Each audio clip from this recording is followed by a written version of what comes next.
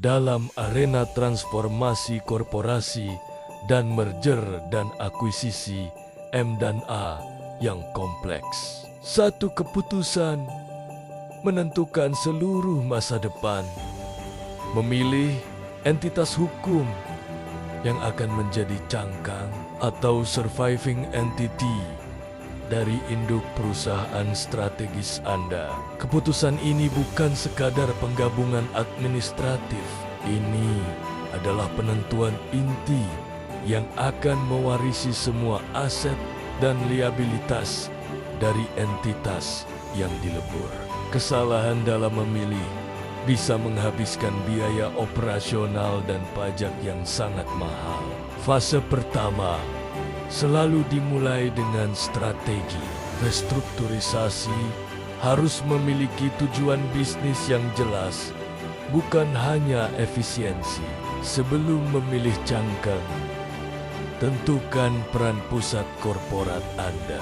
Apakah Anda akan menjadi functional leader yang fokus pada efisiensi layanan bersama atau strategic guide yang berorientasi pada arah strategis? Arketip ini mendikte struktur pengendalian yang optimal. Menetapkan tujuan strategis ini adalah mandat regulasi. Di Indonesia, keuntungan merger dianggap penghasilan kena pajak. Untuk mendapatkan persetujuan transfer aset pada nilai buku teks neutral, Anda wajib lulus uji tujuan bisnis DJP.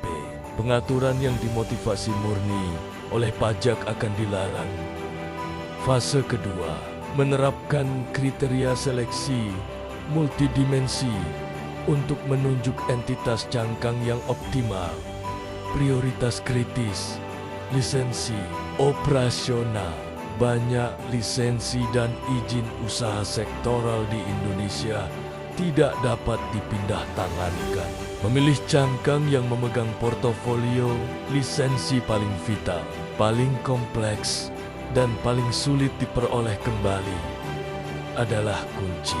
Ini memitigasi risiko penghentian operasional pasca merger, dampak keuangan, dan pajak. Entitas yang bertahan mewarisi semua liabilitas.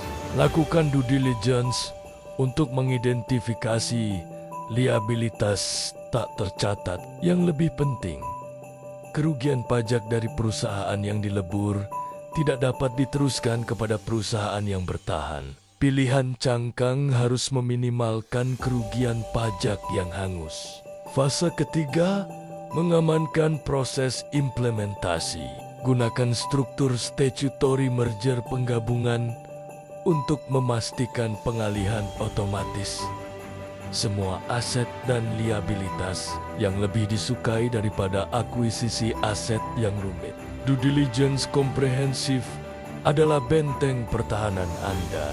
Periksa rekam jejak litigasi, kontrak change of control, dan pastikan cangkang perusahaan memiliki tata kelola yang kuat. Kesimpulan, pemilihan cangkang perusahaan adalah titik pertemuan antara ambisi strategis dan kepatuhan regulasi yang ketat.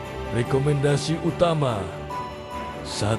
Prioritaskan lisensi kritis. 2. Definisikan strategi induk untuk memenuhi uji tujuan bisnis DJP. Dan 3.